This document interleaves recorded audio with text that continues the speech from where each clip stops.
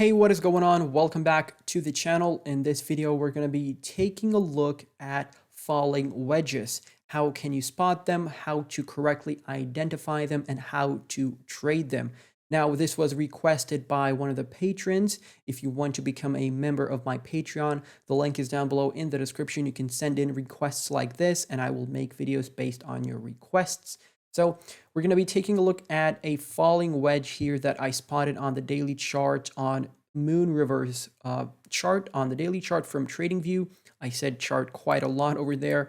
And we did trade this bad boy, and we traded it on Patreon as well. That was a very nice, 40%, 45% trade for us. So yeah, let's get straight into it. We're going to be taking a look at this falling wedge here. So essentially, a falling wedge is a bullish reversal pattern or a bullish continuation pattern. Now, there is a misconception that falling wedges are only forming during downtrends. I've seen that a lot, and that is actually not correct because, as you can see here, if I zoom out a little bit, and this is the daily chart, keep in mind. So as you can see, what you have here on the chart is a downtrend. Now, how do you identify a downtrend is basically when you have a high, a lower high, a lower high, and the same goes for the lows. You have continuous lower lows.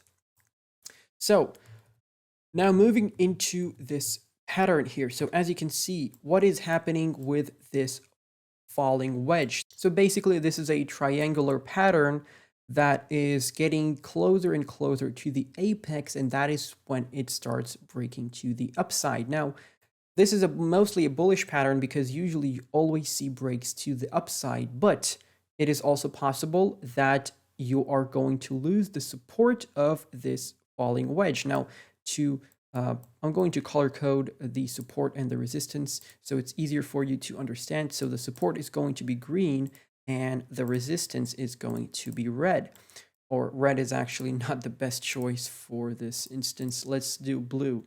So as you can see, the green trend line is representing a support level.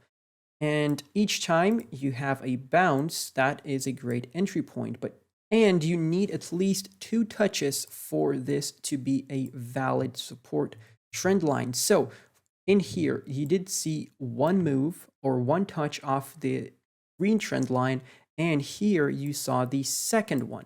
So after you saw this bottom here and you started moving to the upside, you could have drawn this green trend line. You could have seen that this is a falling wedge, and the same goes for the resistance. You need to have at least 2 touches for the level to be valid. That's exactly what we have with the blue trend line. Now, how do we trade this? So first of all, you need to identify the local bottom here. So potentially, because at the time of doing this, you're not going to have everything on the right side. So I'm going to try to eliminate that from the chart here. So this, for now, is your bottom. So you want to put a trend line at the bottom of the falling wedge because that indicates a strong support level where you bottomed out. Here it is $45.18. Now you need this because if you are a futures trader or you do leverage trading, which I do not personally, and I do not encourage it whatsoever, but if you are going to do so and you're going to use leverage for your trades, it is very important to use stop losses. And this is going to be a very important thing for you because you need to set your stop loss below this support level, because what can happen is if you are going to start breaking out of this falling wedge, you can see that sometimes you could have a move to the downside. You're going to create a nice double bottom pattern here, and from there you're going to continue up. That could also happen. Now, just in case that happens, you need to put your stop loss below this level here, okay? So you need to have the stop loss below this level, like this, okay? You want to get the wicks out of the way as well. You want it to be below the wicks so that even if you do come down to this level, even if you have a couple of wicks below, you're still safe from getting liquidated. Now, having said that, it's very risky to do leverage trading, so I don't encourage it whatsoever. Now, what is the technical target from this falling wedge pattern? So usually it is where the wedge was created. And in this instance, the wedge was created over here, as you can see. This is where the wedge was created. Now, why is that? Because first of all, when you come into the falling wedge, you create a support level by the first touch, right? You still don't officially have the support level, but this is the first touch that you have. And the second touch that you have is the resistance, right? That's where you get sent down.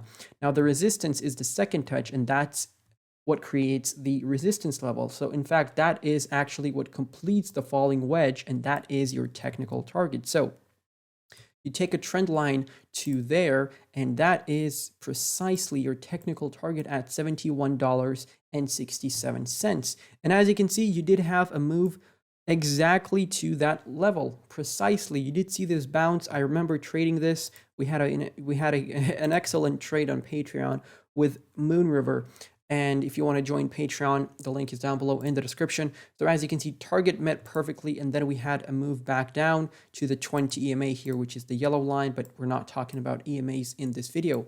Now, on the contrary, what could happen is you obviously can start dumping, and you need to, have support levels below to know where to enter.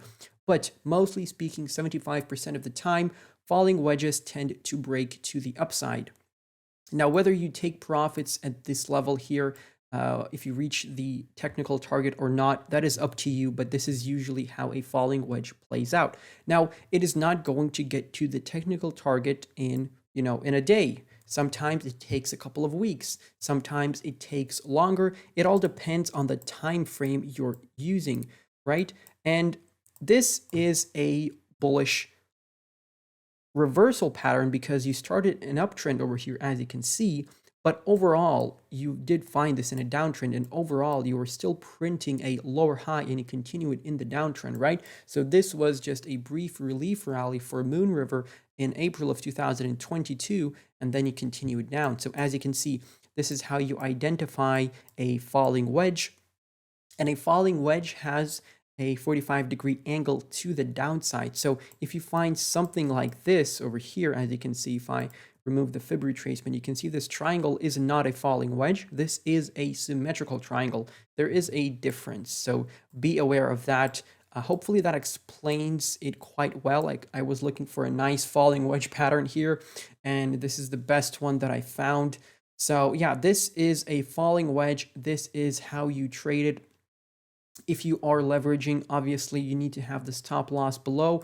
That is your technical target. That is where the wedge was created. That is your target. It doesn't matter if it goes higher or lower after that. The important thing is that you have to meet your target, you take the profit, and then you leave, right? You have to remove emotions from your trading 100% of the time. So yeah, that is regarding the falling wedge pattern. Hopefully I explained it well. If you have any questions, please leave them down below in the comment section. And keep in mind, you need 2 touches off of the support and you need 2 touches off of the resistance. Now, I quickly want to switch to the 4-hourly chart to see how it looks on the 4-hourly. So as you can see on the 4-hourly, the pattern doesn't look as clean and as smooth. So I did spot that pattern on the daily chart, and we treated it on the daily chart. But if you switch over to a lower time frame, you can see that the pattern doesn't look so nice here, and you do have a fake out down below, which is a wick on the daily chart, and you don't really count in wicks into your pattern. So if you want to have it on the 4-hourly chart, you can obviously move it up a little bit here. But overall, it's the same idea. You do have 1 touch, second touch here, third touch here. It's just that you are possibly going to have more touches on lower time frames, but you can still, if you spot it on a daily chart, you can still trade it on a 12-hourly chart or on a 4-hourly chart. And I just find it easier to do it on the daily chart because on the daily chart, it actually looked a lot better. It had 2 touches. It was easier to trade. Here, you do have a fake out, so you might get a little confused with that. It's better to use the 12-hourly, or the daily chart if you're doing, mid-term trading. But if you're on a short term and you usually use the 6-hour, 8-hour, 4-hour chart, then, it doesn't really matter what chart it is. All patterns act the same regardless of the time frame. But yeah, that is pretty much it. I'm kind of rambling on here. I just want to make sure I say everything I want to say regarding this pattern. Like I said, this is a bullish reversal or a bullish continuation pattern. So in this case, this was a bullish reversal pattern. And if you did find this during an uptrend and you have a falling wedge, for example, if you're going up, let's say you have this nice uptrend here, right? But then you see a little pullback and you start creating a little falling wedge here. And this is going to be a terrible drawing here, but this is, let's say that is your falling wedge. And so let's say that is your falling wedge, right?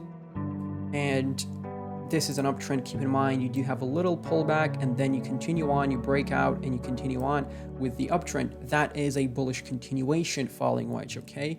Which means that after the pattern is complete, you continue with the trend, and the trend is an uptrend because you're creating higher highs and higher lows. Hopefully that was easy to understand. Hopefully you understood everything. We're going to do a video on rising wedges as well. Thank you all for watching. Follow me on Twitter. Feel free to join me on Patreon for trade alerts, low cap gems, and a lot more. Peace out.